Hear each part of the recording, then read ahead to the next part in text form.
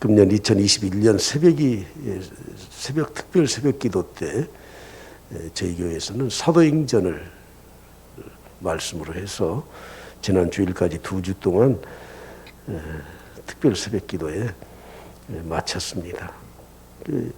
1장부터 4장까지의 내용의 결론이 오늘 4장의 말씀이거든요.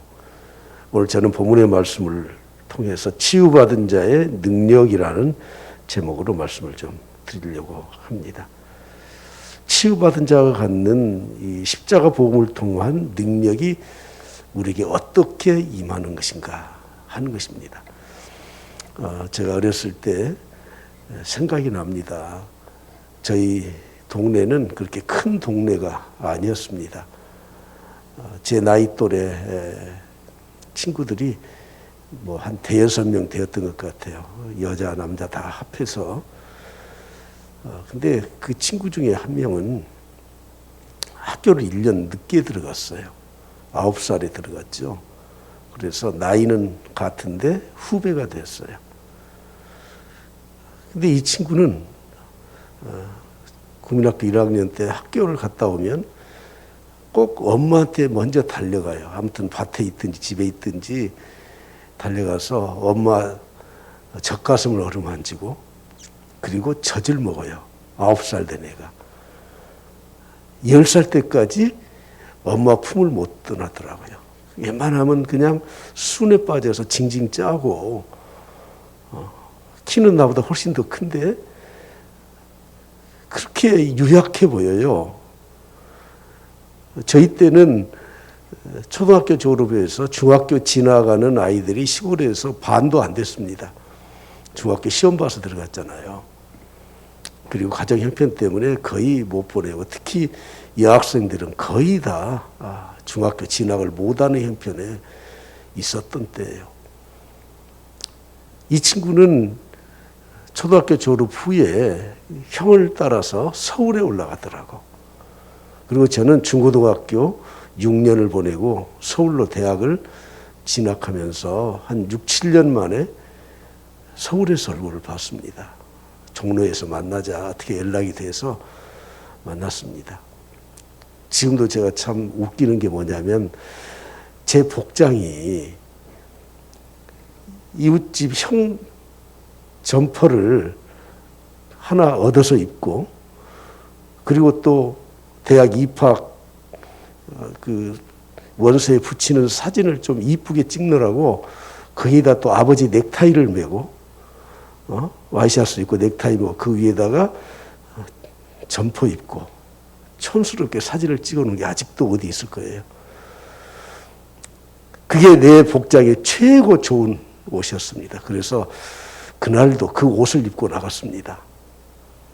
그랬는데 그 친구는 나보다 키도 훨씬 훤칠하고 인물도 아주 잘생기고 양복을 입고 나왔더라고요. 아주 그냥 착 빼고 나왔어요. 알고 보니까 호텔에서 근무를 했어. 제가 알기로 호텔 주방에 있었던지 아무튼 호텔을 근무했어. 그러니까 이제 나이 21살 된 청년이 말쑥하게 참겨 입고 왔는데 아유 저는 아주 촌티가 흐르고요. 전라도 말로 꾸중물이 찍찍 흐르고 초라해요. 환경이 사람을 바꿔놓더라고요. 서울물을 좀 먹더니 가서 호텔에 근무하더니 복장도 달라지고 얼굴 모습도 아주 밝아지고 당당해. 제 할머니가 항상 평소에 했던 말이 그 말이에요. 얘들은 10번 바뀐다. 그래서 집안에 옛날에 가족들이 많지 않습니까? 대가족, 큰 집, 작은 집, 고모네 뭐 이렇게 아이들이 별의별 아이들이 많잖아요. 그냥 징징 짜고 다니고 그러면 우리 할머니는 항상 어른의 입장에서 말을 하는 거예요. 얘들은 10번 바뀐다. 야단치지 마라. 그냥 잘 돌보만 줘라. 그리고 한마디를 더 붙이더라고요. 소년 박대하지 마라. 어렸을 때 못난 것처럼 보여도 나중에 어떻게 달라질지 모른다. 절대 소년 박대하지 마라. 여러분 환경이 바뀌면 사람이 많이 달라져요. 그런데 한번 생각해 보십시오. 우리가 하나님을 믿고 신앙생활을 하고 예수 그리스도의 은혜를 힘입었는데 우리의 삶이 바뀌지 않고 내가 바뀌지 않는다고 하면 이것은 복음일 수가 없습니다.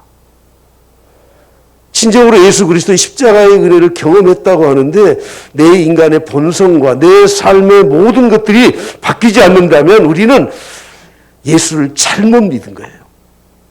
이전 것은 지나갔으니 보라 새 것이 되었도다 하는 이 말씀이 그냥 문자적으로만 기록된 게 아니에요. 근본적으로 우리의 삶을 바꿔놓고 내 안에 내 정체성을 바꾸고 복음의 능력으로 우리는 새롭게 거듭나는 그 은혜와 축복을 우리가 경험하면서 사는 것이 신앙생활이라고 하는 것입니다. 얼마나 이 복음은 무한한 능력을 우리에게 주는지 모릅니다. 이런 능력이 없다면 우리는 구태여 신앙생활을 할 필요가 있을까요? 오늘 우리에게 수 없는 어려움과 고통이 엄습해 오고 있습니다. 우리는 무엇으로 이 모든 것들을 극복해 나가야 되겠습니까? 저는 금년 1년 우리 교회의 표를 치유와 회복, 힐링 앤 리바이벌 이라는 말로 아예 고정을 시켰습니다. 이 표현은 금년에만 쓴 게 아닙니다. 계속 써왔습니다.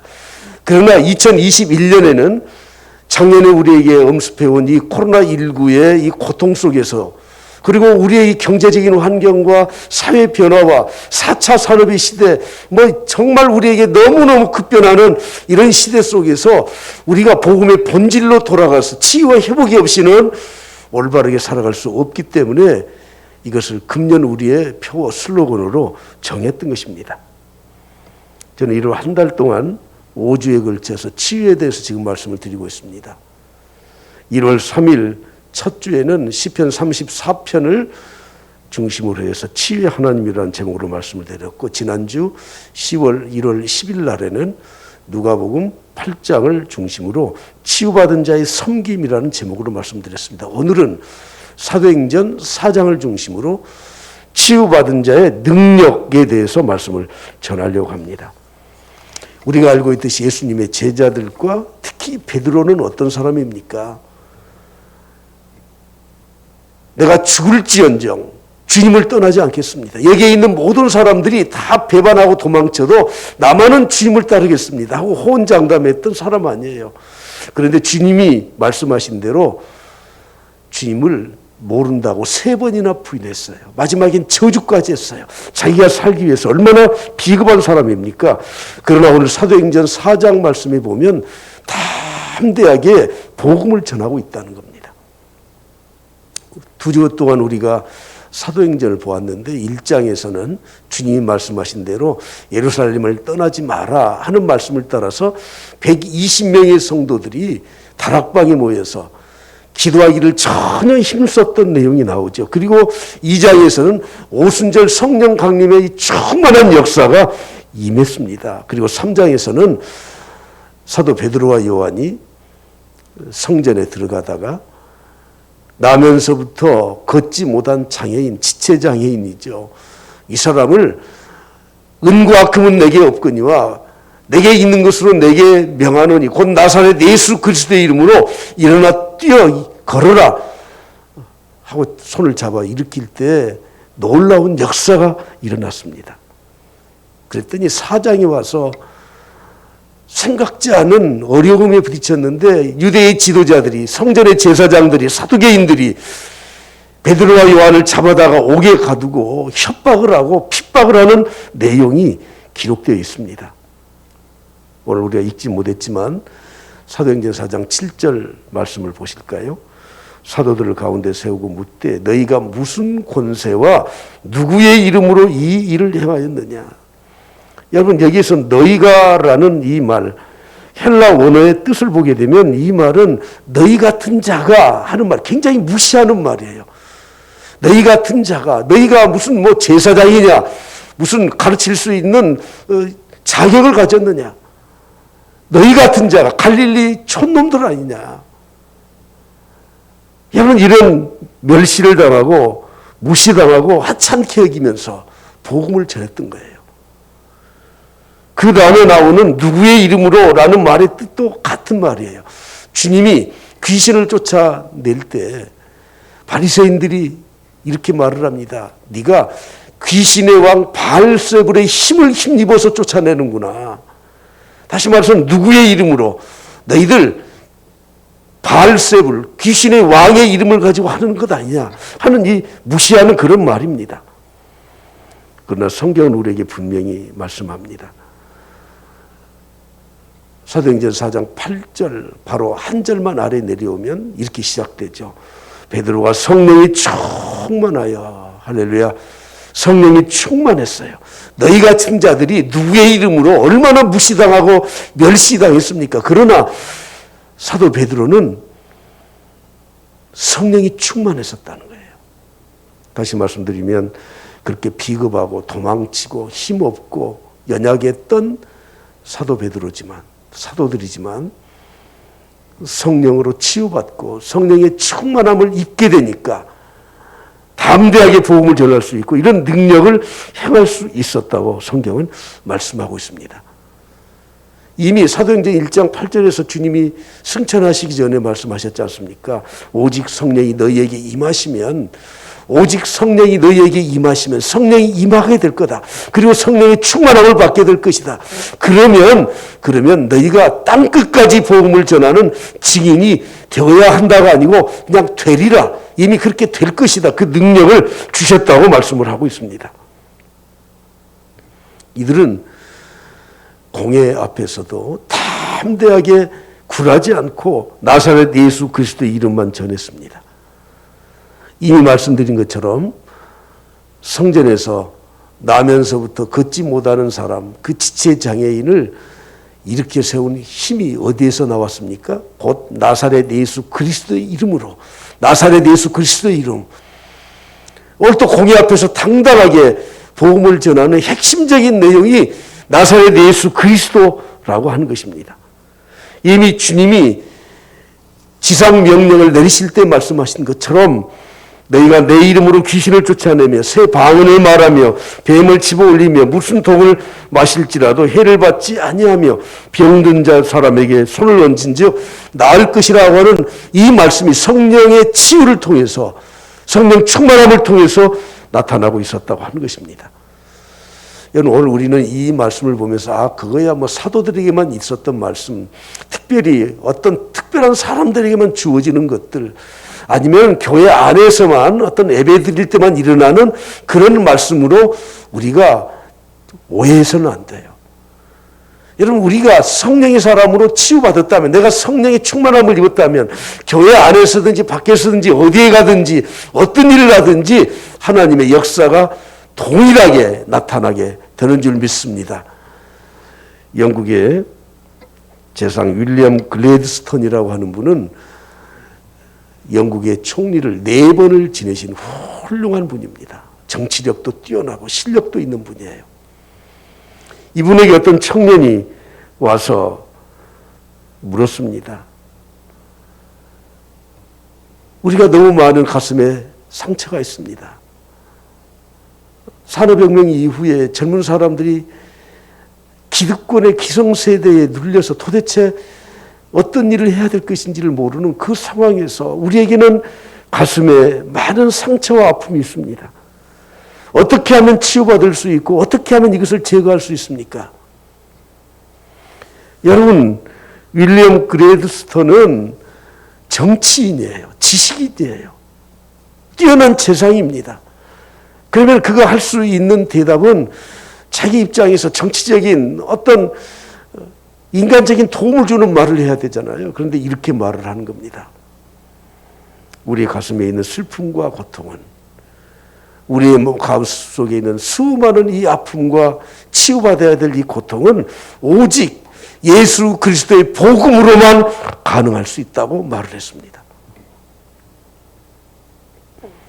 제가 언젠가 일간지 신문을 보니까 연세대학교에 신경정신과 과장으로 계시는, 세브란스 병원의 신경정신과 과장으로 계시는 그 닥터가, 그 의사가 칼럼을 썼더라고요.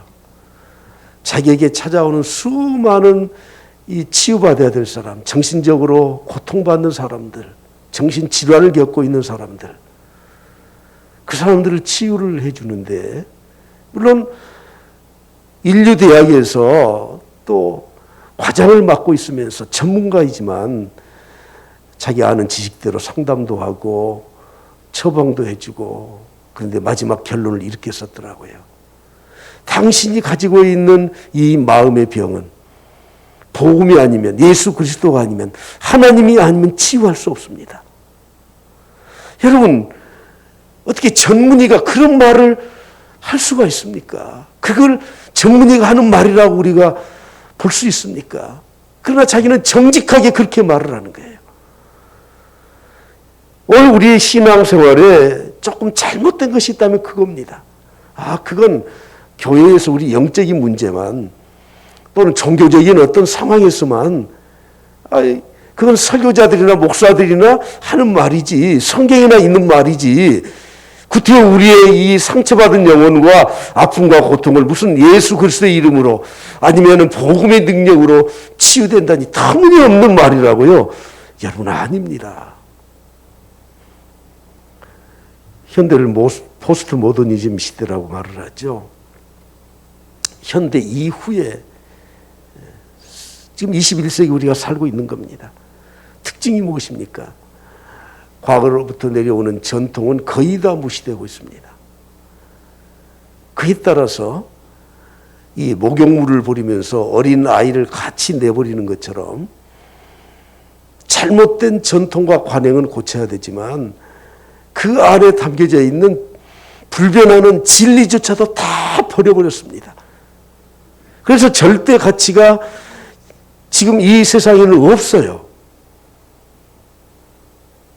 다른 말로 하면 옳고 그름이라고 하는 것은 상황에 따라 달라지는 거예요. 내가 좋으면 그것이 옳은 거예요. 그래서 현대인들이 추구하는 가장 첫 번째는 뭐냐면 느낌이 좋아야 돼요. 느낌이. 필링이 있어야 돼요. 아무리 좋은 예술, 좋은 것들을 가르쳐도 느낌이 없으면. 그래서 우리도 설교를 들으면서 예배를 참석하면서 이런 말을 내 마음에 와 닿았어. 여러분, 좋은 것 같지만 그게 꼭 옳은 것은 아니라는 걸 아셔야 돼요. 느낌이 좋아야 돼. 자기가 좋으면 좋은 거예요.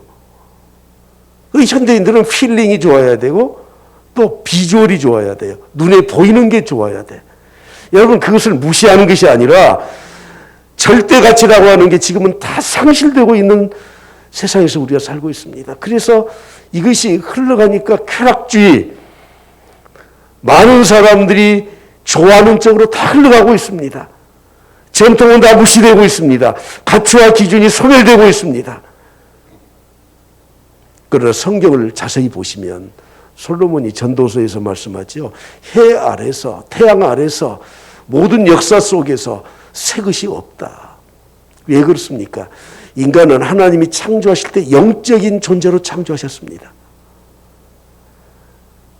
사람들은 새로운 것을 찾고 새로운 것을 찾고 더 좋은 것을 찾고, 여러분, 그래서 포스트 모더니즘 시대에는 정말 절대 가치가 상실되고 내가 좋으면 좋다는 식으로 살아간 세상에 살고 있지만, 그러나 죄송하지만 또 돌고 또 돌아서 영적인 만족이 없으면, 영적 치유가 없으면 참된 치유가 아니라는 것을 성경은 우리에게 말씀하고 있는 거예요.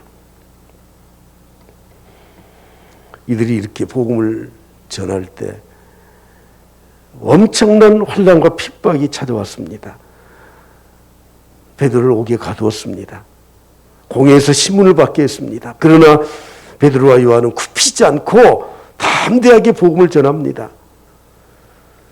13절에 보십시오. 그들이 베드로와 요한이 담대하게 말함을 보고 그들을 본래 학문 없는 범인으로 알았다가, 그렇죠, 범인이죠. 무식한 사람들이죠. 그런데 성경을 줄줄 꿰면서 복음을 능력 있게 전해요. 그런데다가 이 사람들이 향했던 이 능력의 증거들, 병고침 받은 자들이 옆에 있으니까 할 말을 못해요. 어떻게 반박할 논지가 없어요. 그래서 그들은 협박을 합니다. 위협합니다. 경고합니다. 그리고 가르치지 말라. 그리고 그들을 쫓아내보냅니다. 할 말이 없는 거죠. 여러분, 오늘 우리가 복음을 전하면 사람들이 야, 괜찮다, 좋다 그렇게 관심을 갖습니까? 그러나 대부분의 많은 사람들은 그런 말을 하려거든. 나 만나지 마. 나하고 말할 때는 교회 이야기, 종교 이야기 하지 마. 그런 거 하려면 나하고 관계 끊어. 이렇게 나오잖아요. 본문에도 사도행전 4장 2절에 보니까 예수 안에 죽은 자의 부활이 있다고 백성을 가르침을 전함을 어떻게 했어요? 싫어했습니다. 싫어해. 특히 사두개인들은 부활이 없다고 주장하는 사람들이니까. 여러분, 싫어했다는 말의 뜻은 원래 이 문장의 구조가요, 싫어했다고 하는 헬라어가 맨 앞에 나와요. 원래 주어가 먼저 나오고 동사가 나오고 그 다음에 형용사, 부사 이런 것들이 따라 나와야 되는데 문장이 완전히 싫어함에라고 하는 이 말이 맨 앞으로 나온 이유가 뭔지 아십니까? 문장을 구성할 때 그 순서대로 하지 아니하고 앞에 끌어내는 것, 이걸 도치법이라고 하잖아요. 이 끌어내는 것은 그것을 강조하기 위해서 그런 거예요. 그런데 이 싫어한다는 말은 단순한 싫어한다는 말이 아니라 그 말을 듣고 심히 화가 나서 어찌할 바를 모른다는 그런 뜻이에요. 우리가 복음을 전하게 되면 사람들이 싫어해요. 그래서 우리는 움츠러들어요. 그러나 여러분, 우리는 그럴 때일수록 더 복음을 전해야 됩니다. 요즘처럼 이런 때에 더욱더 복음을 전해야 됩니다. 그런데 그들이 할 말이 없는 이유가 두 가지예요. 이미 말씀드린 것처럼 성령의 충만함으로 담대해지면 그들이 할 말을 잃어요. 할 말을. 그리고 두 번째, 말만 그렇게 하는 것이 아니라 증거가 있어야 돼. 병고침을 받은 자가 옆에 서 있어요. 내 삶이 그들보다 훨씬 더 뛰어나고 정직하고 본을 보이고 그러면서 복음을 전하고 성령 충만함으로 전하면 사람들이 반대할 수가 없어요. 그런데 우리는 하나님 말씀대로 살지 못하고 본이 되지 못하고 그리고 말로만 하니까 당신이나 믿으시오, 너나 믿으시오 이렇게 나오는 거 아닙니까? 여러분, 우리가 일상생활을 하면서 또 사회에서 사람을 만나면서도 우리는 정말 하나님의 말씀으로 복음으로 치유받고 내 안에 그 복음이 차고 넘친다면 절대 그걸 숨길 수가 없는 겁니다. 숨겨서도 안 되는 겁니다. 이런 계속해서 이런 어려움을 당하면서 감옥에 갇혔다 풀려나기를 반복하죠.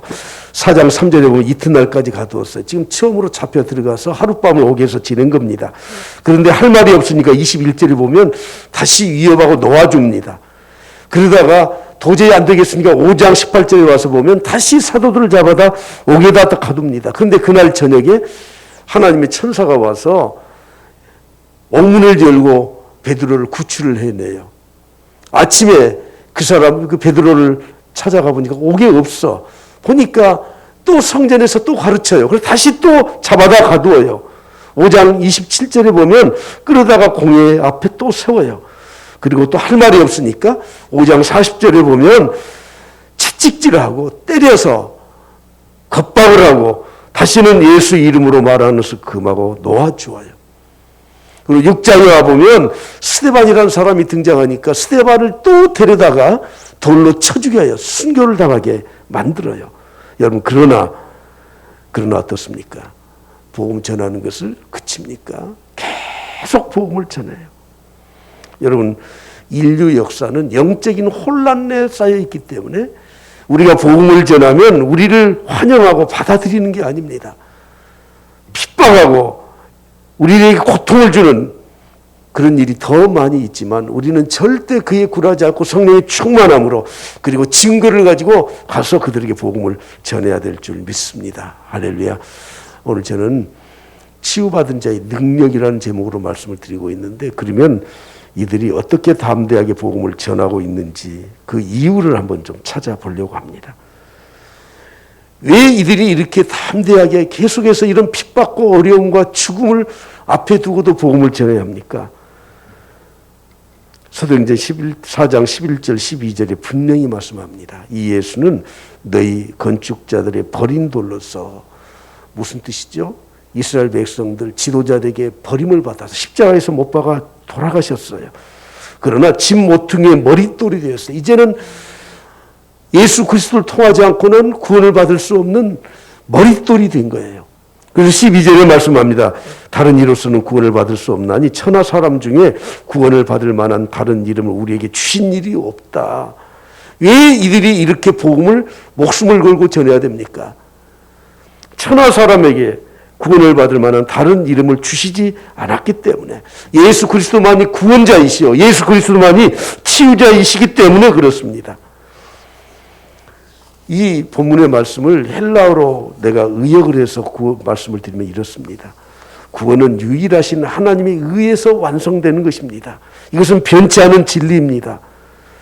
그런데 인간의 육신과 우리의 영혼을 치유하는 것은 바로 예수 그리스도, 그분이 치유해 주는 구원에 있습니다 하는 겁니다. 오늘 저는 결론으로 말씀드리고 싶습니다. 오늘 본문 말씀을 통해서 성경을 근거로 해서 지금 우리가 당하고 있는 이 코로나의 질병의 위험과 그로 인해서 파생되는 또 경제적인 난궁과 정치적인 것과 전쟁의 위협과 우리 주위에 있는 수많은 인간의 이런 모든 문제의 정답은 오직 십자가 복음 안에 있음을 선포합니다. 할렐루야. 십자가 복음 안에 이 모든 것에 정답이 있는 겁니다. 그래서 하나님은 예수 그리스도를 보내시고 십자가에서 죽게 하시고 하나님의 말씀을 듣는 이 복음을 통해서 하나님의 역사를 이루어 가시는 분이십니다. 베드로는 담대하게 이렇게 말을 합니다. 사도행전 4장 19절에 보십시오. 하나님 앞에서 너희의 말을 듣는 것이 하나님의 말씀을 듣는 것보다 옳은가 판단하라. 여러분, 이 말에 대해서는 믿지 않는 사람들도 또는 핍박하는 유대인들도 다 수긍하는 거예요. 하나님 말씀을 들은 것이 옳으냐, 너희들의 이 겁박하는 말을 들은 것이 옳으냐. 그런데 그 다음 구절 20절이 더 중요합니다. 자, 다 같이 보시죠. 시작. 우리는 보고 들은 것을 말하지 아니할 수 없다 하니. 여러분, 왜 우리가 복음을 전하지 못하는 겁니까? 내가 보고 들은 것이 없으니까. 영적으로 체험한 것이 없으니까. 주님을 인격적으로 만난 확신이 없으니까. 우리가 기도해서 응답받고 하나님의 역사를 이룬 것에 대한 영적 체험이 없기 때문에 우리는 담대하게 복음을 전할 수가 없는 거예요. 그냥 듣기만 했어요. 누가 그러더라 듣기만 했어요. 금년 2021년에는 우리 모든 성도들이 이 치유와 회복, 이 과정을 통해서 정말 체험하길 바랍니다. 보고 들은 것이 있어야 됩니다. 그래야 우리는 담대하게 성령으로 치유받은 우리의 이 말씀을 담대하게 우리의 목숨을 내걸고 지켜나갈 수 있고 증거할 수 있습니다. 예수님 왜 제자들을 택하셔서 3년 동안이나 그 사람들을 데리고 다니시면서 복음을 전하셨겠습니까? 보라고 그런 거예요. 병자들을 고친 현장에서 보라고 그런 거예요. 바다 위를 걸어가신 주님의 모습을 보라고 그런 것입니다. 죽은 지 4일이나 되는 나사로를 무덤에서 꺼내셔서 살리신 것을 그들이 직접 목도하게 하기 위해서 주님은 복음을 전하시면서 그들을 깨우치시고 현장에서 보도록 하셨던 것입니다. 그들의 눈으로 직접 보았고 손으로 만졌고 같이 식사하고 동고동락하지 않았습니까? 빌립이 하나님 아버지를 보여달라 이렇게 말을 했을 때 주님은 이렇게 말씀하시죠. 요한복음 14장 9절에서 말씀합니다. 빌립아, 내가 이렇게 오래 너희와 함께 있을 때 네가 나를 알지 못하느냐. 나를 본 자는 아버지를 보았거늘 어찌하여 아버지를 보이라 하느냐. 예수님은 하나님이셔요. 인간의 몸을 입으신 하나님이셔요. 그래서 그분이 행하신 모든 일들, 나를 보고 믿지 못하겠거든 내가 행한 일을 보고라도 믿으라고 말씀하지 않습니까? 우리가 도마가 의심이 많다고 하는데 부활하신 주님이 도마만 없는 자리에 나타나셨습니다. 보여주셨습니다. 도마가 나중에 와서 주님의 부활의 소식을 듣고는 나는 못 믿겠다는 거예요. 내 눈으로 직접 보고 내 손으로 만져봐야 나는 믿겠다고 하는 거예요. 그래서 주님이 도마와 같이 있을 때, 이제는 11명의 제자가 다 같이 있을 때, 그때 나타나셔서 도마를 지목하셔서 말씀합니다. 도마에게 이르시되 내 손가락을 이리 내밀어 내 손을 보고 내 손을 내밀어 내 옆구리에 넣어보라. 그리하여 믿음 없는 자가 되지 말고 믿는 자가 되라. 할렐루야. 사랑하는 성도 여러분, 우리는 하나님을 믿는 사람들이고, 그리고 독생자 예수 그리스도를 보내셔서 십자가에서 못 박히게 하셔서 우리 죄를 담당해 주신 그 주님을, 그 예수 그리스도를 믿는 사람들입니다.